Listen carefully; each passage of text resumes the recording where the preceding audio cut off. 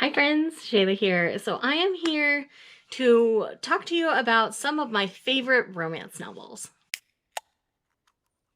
So in today's video, I haven't really done a dedicated video to some of my favorite romances in books. So I wanted to take the time to do that. I'll probably do this in manga again sometime real soon. But I wanted to talk to you about some of my favorite romance novels that, some of these are pretty popular and you'll have probably heard of, and others you probably haven't heard of unless you've been a follower on my channel for a while. So let's go ahead and dive right in. First up on the list is Summer on Honeysuckle Ridge by Debbie Mason. This is book 1 in her new Highland Falls series. I am madly in love with this series. These characters are so good and so fun. So in this book, we're following a woman named Abby, and Abby recently acquired a piece of property in Highland Falls. She moves there and she finds out that she's actually going to be sharing this property with a man named Hunter Mackenzie, and Hunter thought he was going to end up with all of the property, but he didn't know that the woman he was sharing this property with actually had a niece, and she left the property to her. And so they kind of try to figure things out, and they can't buy each other out for a certain number of months.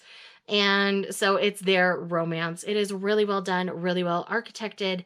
And this deals with online personality, as Abby had a YouTube channel for a long time. It also deals with divorce and ex-husbands and legal ramifications, and it's all really, really good, really well done. I really like Hunter and Abby both as characters. The second book in this series is called Christmas on Reindeer Road. I also really love and enjoy that, and we do meet the characters for that book in this book.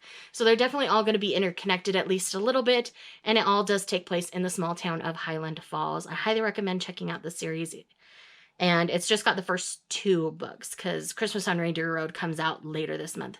So if you've wanted to try some Debbie Mason, I highly recommend this series because this is by far my favorite from her. Next on the list, we have Can't Help Falling by Cara Bastone. In this one, we're following a woman named Seraphine. Seraphine spent a lot of time in the foster system, and so she wants nothing more than to foster children and give them a loving home and a loving place to land. She continues to be turned down for foster applications because she's single, the kind of work that she does, and all sorts of other things like that. Enter her friend, Tyler, who is the best friend of her best friend's fiance, I believe.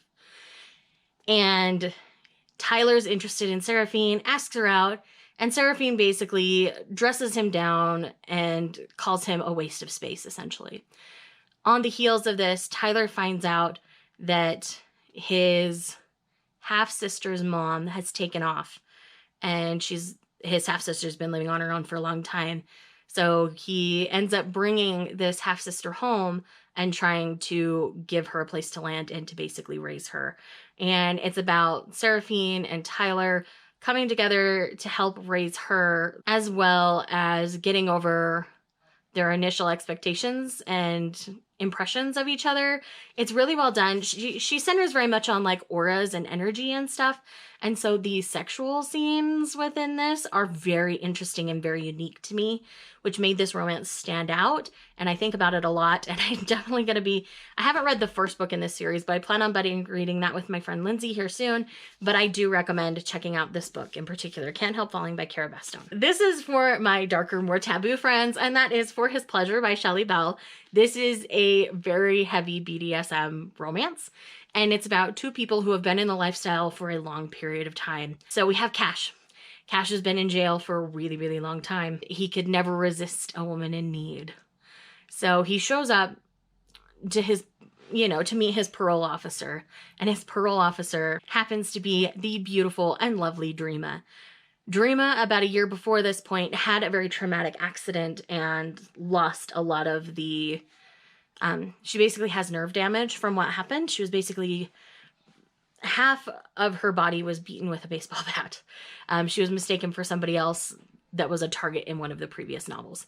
And so she's finally back to work and basically ends up rescued by Cash before she finds out that this is her new parolee. And there's immediately chemistry between them. She's not felt anything for anyone for a long time. So she needs to kind of take the edge off. So she goes to one of her local BDSM clubs, all dressed up, ready to go, feeling it. And she sees Cash in a submissive position. That's all I'll say. And their dynamic completely changes from there. The creativity within the sex scenes in this particular novel are amazing. Again, I read this book almost 2 years ago, and I think about it all the time.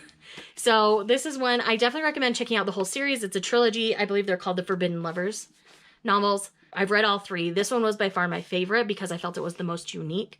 But if you've not read BDSM before, I highly recommend checking out the first one, At His Mercy. And they're just really great. I really love them. Highly recommend checking out the series if you haven't. Next we have Marriage for One by Ella Mays. Now I recommend this one hesitantly because there is a little bit of a almost catfish kind of element towards the end of this novel. But in this, we're following a man named Jack, and Jack seems to have everything he wants in life except companionship.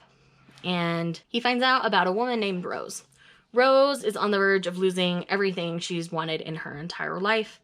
She was supposed to be renting this property from her uncle who'd basically raised her and opening her own coffee shop. This uncle passes away, and there was a loophole in the contract where the property would go to her fiance or husband. And because she had broken things off with the guy she was engaged with, she's now going to lose the property to the cousins. But Jack doesn't want to see that happen for her, so Jack steps in, offers to marry her. They get married and get to know one another, and Jack has secrets. Those come out towards the end. And so this book isn't necessarily going to be for everyone, but the way their relationship develops is really sweet, and I really liked it. It's definitely that marriage of convenience trope, and I thrive on it. It was so good. I really think this one is worth a try. It may not be for everyone. This is on KU, so on Kindle Unlimited, so you can definitely check it out there. I loved it enough that I put this on my wish list, and then somebody sent it to me. Praise bless them. And yes, so good. Next we have The Wish Collector by Mia Sheridan. Basically anything by Mia Sheridan I will love. Most people talk about Archer's Voice by Mia Sheridan, but this is one that's one of her indie pubs that I think really gets overlooked because this one's really unique. So we have a ballet dancer named Clara. Clara is kind of feeling down on her luck. Things aren't quite going the way she wants or hopes or expects. And so she goes to this wall at the Wind Isle Plantation. And at the Wind Isle Plantation, it's rumored if you put your wish into the wall, your wish will be granted. But on the other side of the wall lives a scarred stranger. I can't remember his name right now, and the back isn't telling me. Anyways, he happens to be outside walking the property when she puts her wish through. And he actually starts to talk to her through the wall. And they get to know one another, and things start to become a little romantic. He decides to come out and meet her, and it's really sweet. I really love this, and just the whole way it develops is really sweet as well. Again, another one that I highly recommend. This one is available on Audible Escape if you just want to listen to it and sample it before buying an indie pub copy, because indie pub copies can get on the pricey side, and it's nice and thick and floppy and all the good things that I love in a good indie pub. So The Wish Collector by Mia Sheridan, highly recommend. I highly recommend all of these if you haven't figured that out yet. The next couple are pretty popular, so I probably won't say too much about them. So the first one is Take a Hint, Danny Brown. I loved Chloe Brown, but I loved Danny Brown more, probably because of the male interest, Zaf. Zaf is my new book boyfriend. I love him so much. So in this book, we're following a woman named Danny. Danny is pretty confident in her life, but her love life tends to suffer. She dates both men and women as she is bisexual. There's this security guard named Zaf, and he sees her every day. He has a mondo crush on her.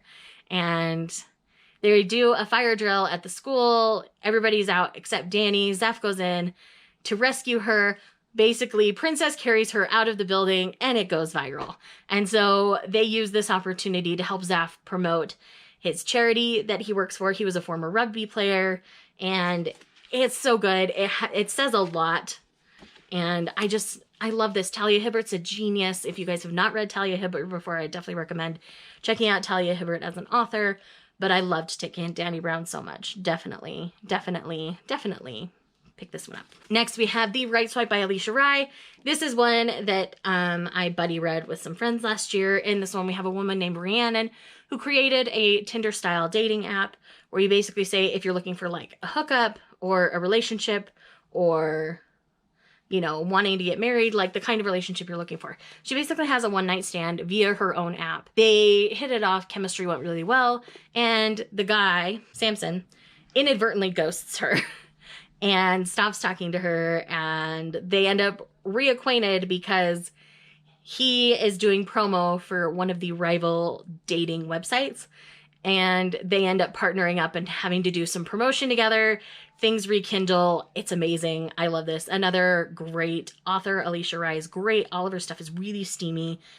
Always has great representation. Highly recommend. Next we have Fix Her Up by Tessa Bailey, the Hot and Hammered series. It's definitely not going to be for everyone, but I really love the series. It's a lot of fun. The smut is fantastic. It is very graphic, so if you don't like graphic sex scenes, this isn't going to be the series for you. But in this one, we're following a woman named Georgie, and Georgie is the baby of the family looking to branch out on her own. And then we have Travis, who his career wasn't going well. He basically is forced to retire from his baseball team and take a gig as like a announcer at games, but he needs to improve his image. So he and Georgie fake date so that people take her seriously and like a grown woman, and so that people take Travis seriously and like he's settling down and settling into life. Again, really fun, really good. I really like the third book in the series as well that will be out later this month. Highly recommend checking out the series if you haven't. Then we have the Bromance Book Club by Alyssa K. Adams. This is a trying to make our marriage work style story in which our guy Gavin has been basically recruited by his friends because his marriage is falling apart. So they have a book club where they read romance novels to try to save their marriage. In this one, we're featuring a historical romance, and they have certain rules for the book club. Gavin ends up breaking some of these rules, but Gavin is trying really hard to make his relationship with Thea work because he loves Thea very much. He didn't realize where they went wrong, and he wants to make it work. And so they're working things out. It's really sweet. It's really fun. I really like the series as a whole. A lot of people didn't like book 2, but I loved it. And I'm really excited for book 3. Gonna be reading it soon. But yes, definitely check out the Bromance Book Club if you haven't. And then last but not least, this book is definitely not going to be for everyone, but I love this book so much that I bought a hardback copy on release day, and that is Dark Song by Christine Feehan. This is the latest installment in the Carpathian series, which is kind of like a pseudo-vampire series. And in this one, we're basically dealing with anxiety and PTSD from our female lead, and how the man has to be very patient with her. So Elisabeta's basically been kidnapped and enslaved by a true vampire for a long time, and she's now free of that, but afraid that he's gonna still try to take her. Her life mate, Pharaoh, is a very old-fashioned kind of aggressive man, and so she hides behind the shield that is Pharaoh as they begin their fated mates relationship. And it's so good. I really loved this. Again, because of the alpha maleness of it, this might not be for everybody. But man, I cried multiple times. Pharaoh is so sweet to her and so genuine to her. I couldn't have imagined a perfect man for Elisabeta. And Elisabeta deserves the world. And he pushes her to find her own strength again. And it's done in the most beautiful way. I just love this so much. I could talk about it forever, but this video is already long, so I won't. So definitely check out, if you want to check out the Carpathian series, I would actually recommend starting at the most recently published, something like this, or Dark Illusion, which is the one right before this, and working your way backwards, because the older ones have a lot more of those alpha male kind of problems where the men are continuously challenged by the women later on in the series. So I do recommend the later books in the series. So I will try to put down below where a good starting point would be for the more recent books for you guys to try them out. But I really loved this a whole lot. So friends, those are 10 romances that I loved. I hope you enjoyed this video.